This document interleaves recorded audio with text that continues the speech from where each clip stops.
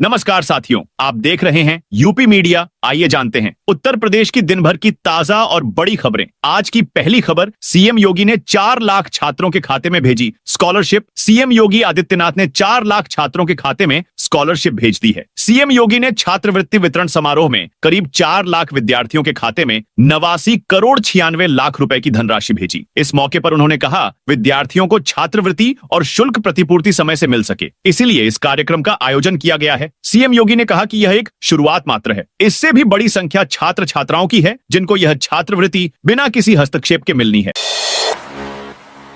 नेपाल भूटान के नागरिकों की 24 घंटे में देनी होगी। सूचना नहीं तो लग सकता भारी जुर्माना। भारत में आकर ठहरने वाले नेपाली और भूटानी नागरिकों की संस्था या मकान मालिक को 24 घंटे के अंदर पुलिस विभाग को उनकी सूचना देनी होगी। ऐसा न करने पर उन पर 50,000 से 3 लाख रुपए तक का जुर्माना लग सकता है। 1 सितंबर से इस व्यवस्था को अनिवार्य रूप से लागू किया गया है। हालांकि अभी तक इसकी सूचना नहीं दी जा रही है। हाल ये है कि पिछले 25 दिन में किसी भी संस्था, होटल या मकान मालिक की तरफ से नेपाली नागरिक के रुकने की सूचना नहीं दी गई है। नई कारों के दाम घटने से पुराने वाहनों के कारोबार पर संकट। वस्तु एवं सेवा कर जीएसटी के नए स्लैब से कार की कीमतों में काफी गिरावट हुई है। त्योहारी सीजन में ऑफरों की भी धूम है। स्क्रैप पॉलिसी का लाभ लेने पर अतिरिक्त छूट मिल रही है। इससे पुरानी कारों के बजट में लोग नई कार खरीद रहे हैं। इससे नई कारों का बाजार जहां रफ्तार भर रहा है, वहीं पुरानी कारों के कारोबार पर संकट मंडराने लगा है। बरेली के कारोबारियों के मुताबिक 3 दिन से ग्राहक कीमतें पूछकर लौट जा रहे हैं। करीब 50% कारोबार प्रभावित होने का अनुमान है। राहुल गांधी को हाई कोर्ट से झटका। सिखों पर की गई टिप्पणी मामले में चुनौती याचिका रद्द। रायबरेली के सांसद और लोकसभा में नेता प्रतिपक्ष राहुल गांधी को इलाहाबाद हाई कोर्ट से झटका लगा है। स्पेशल कोर्ट वाराणसी के फैसले को चुनौती देने वाली याचिका को हाई कोर्ट ने खारिज कर दी है। राहुल गांधी पर मुकदमा दर्ज होगा या नहीं, अब स्पेशल कोर्ट इस मामले की सुनवाई के लिए कार्रवाई को आगे बढ़ा सकेगी। यह आदेश न्यायमूर्ति समीर जैन की अदालत ने दिया है। यह मामला सितंबर 2024 का है। राहुल गांधी ने अमेरिका में एक कार्यक्रम के दौरान कथित तौर पर कहा था कि भारत में सिखों के लिए माहौल अच्छा नहीं है। क्या सिख पगड़ी पहन सकते हैं, कड़ा रख सकते हैं और गुरुद्वारे जा सकते हैं? उनके इस बयान को भड़काऊ और समाज में विभाजनकारी बताते हुए विरोध हुआ था। अब जेल से रिहा होंगे, इरफान सपाइयों ने कहा। न्याय की हुई जीत। कानपुर में गैंगस्टर एक्ट के मुकदमे में पूर्व सपा विधायक इरफान सोलंकी और उनके भाई रिजवान समेत 3 की जमानत याचिका हाईकोर्ट ने स्वीकार कर ली है। इरफान और रिजवान ने 2 दिसंबर 2022 को पुलिस कमिश्नर के बंगले पर समर्पण किया था। इसके बाद दोनों को जेल भेज दिया गया था। तब से ही दोनों जेल में बंद हैं। दोनों के खिलाफ दर्जन भर से ज्यादा मुकदमे दर्ज हैं। हालांकि सभी मुकदमों में जमानत मिल चुकी है। प्रसिद्ध कथावाचक आचार्य देवव्रत के बेटे की सड़क हादसे में मौत। फाफामऊ थाना क्षेत्र के मलाका के पास देर रात हुए सड़क हादसे में प्रसिद्ध कथावाचक आचार्य देवव्रत जी महाराज के 2 वर्षीय मासूम बेटे की मौत हो गई, जबकि उनके भाई शिवम गंभीर रूप से घायल हो गए हैं। बेटे की तबीयत खराब होने के बाद परिवार के लोग उसे उपचार के लिए प्रतापगढ़ प्रयागराज आ रहे थे। मलाका के पास कार डिवाइडर से टकरा गई। पुलिस मामले छानबीन में जुट गई है। बरेली से अंतरराज्यीय मार्गों पर दौड़ेंगी रोडवेज की एसी स्लीपर बसें। दीपावली, छठ पूजा के दौरान रोडवेज बरेली से 15 नए मार्गों पर बस सेवा शुरू करेगा। साथ ही निजी ट्रैवल एजेंसियों से मिल रही चुनौती से निपटने के लिए अंतरराज्यीय सेवाओं के विस्तार की कवायद भी तेज हो गई है। रोडवेज अपने बेड़े में बसों की संख्या बढ़ा रहा है। बेड़े में नई एसी, वॉल्वो और स्लीपर श्रेणी की बसों को शामिल किया जा रहा है। पिछले दिनों 20 नई एसी बसें मिलने के बाद बरेली परिक्षेत्र में इनकी संख्या अब 52 हो गई है। इनमें से बरेली और रुहेलखंड को 8, बदायूं और पीलीभीत को 2 बसें आवंटित की गई हैं। दीपावली से पहले 4 वॉल्वो और 4 एसी स्लीपर बसें भी मिल जाएंगी।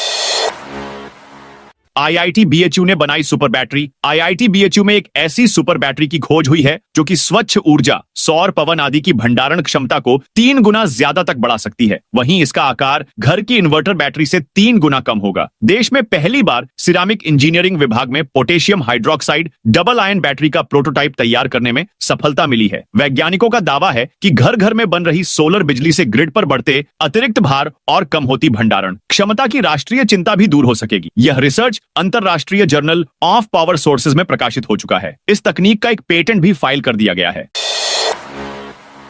नेपाल में बड़ी लश्कर ए ताइबा की सक्रियता। युवाओं जेएनजी के आंदोलन के बाद आतंकी संगठन लश्कर ए ताइबा और जैश ए मोहम्मद ने नेपाल में सक्रियता बढ़ा दी है। पाकिस्तान बॉर्डर से घुसपैठ की असफलता के बाद दोनों नेपाल के रास्ते भारत में दाखिल हो सकते हैं। इस सूचना के बाद नेपाल बॉर्डर पर अलर्ट जारी किया गया है। सुरक्षा एजेंसियों ने भी सक्रियता बढ़ा दी है।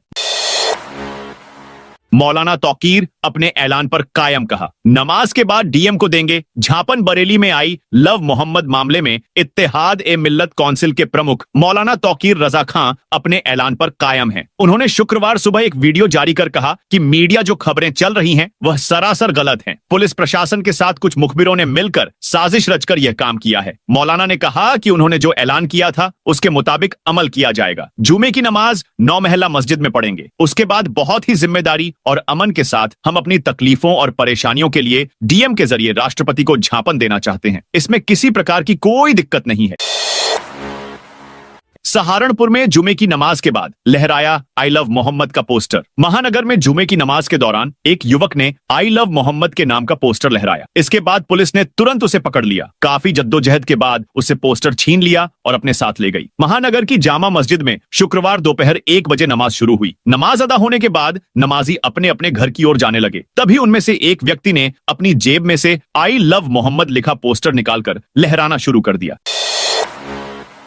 आगरा में पान मसाला फर्मों पर जीएसटी का छापा। आगरा में स्टेट जीएसटी की विशेष अनुसंधान शाखा ने पान मसाला कारोबार से जुड़ी 4 फर्म के ठिकानों पर बुधवार रात को छापा मारा। यह कार्रवाई बृहस्पतिवार सुबह तक चली। जांच के दौरान बड़ी मात्रा में स्टॉक में हेरफेर मिला। अधिकारियों ने 85 लाख का जुर्माना लगाकर 65 लाख जमा कराए। टीम ने मौके से कुछ दस्तावेज कब्जे में लिए हैं।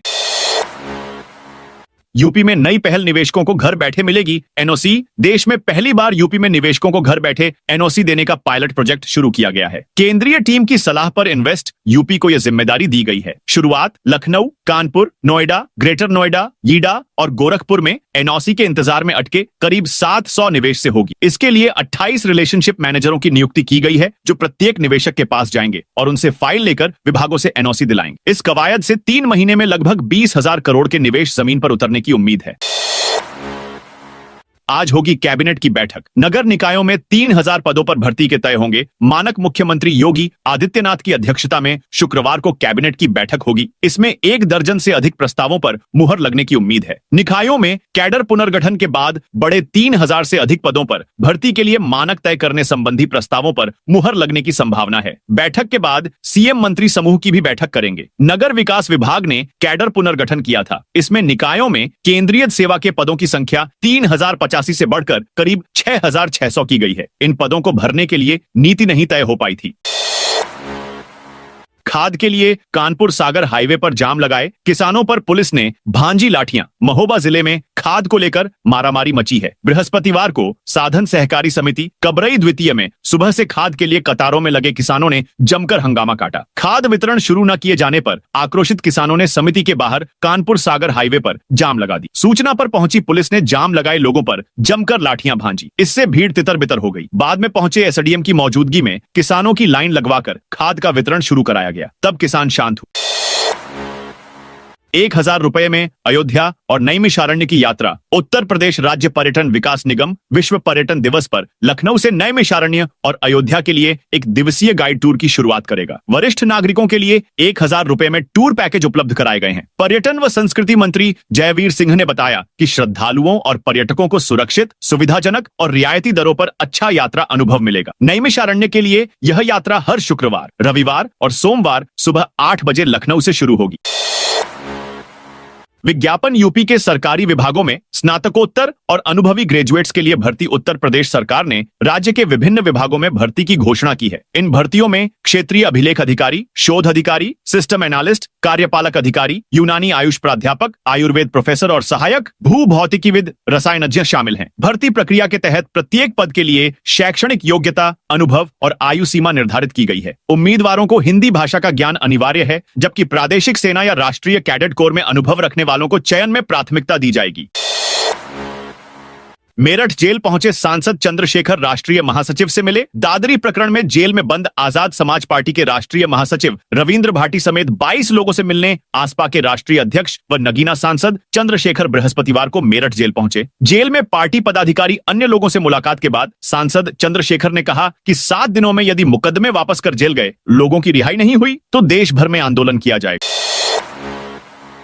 पूर्वांचल के युवाओं के लिए खुशखबरी। एमएसएमई की ओर से पिंडरा में बनने वाले टेक्नोलॉजी पार्क से पूर्वांचल के युवाओं को रोजगार मिलेगा। यहां सुई से लेकर हवाई जहाज तक बनाने का प्रशिक्षण दिया जाएगा। इस पर 200 करोड़ रुपए खर्च होंगे। एमएसएमई के सहायक निदेशक राजेश कुमार के मुताबिक राज्य सरकार ने जमीन उपलब्ध करा दी है। निर्माण कार्य जल्द ही शुरू होगा। टेक्नोलॉजी पार्क बनने के बाद बनारस और पूर्वांचल के युवाओं के लिए रोजगार की संभावनाएं बढ़ेंगी।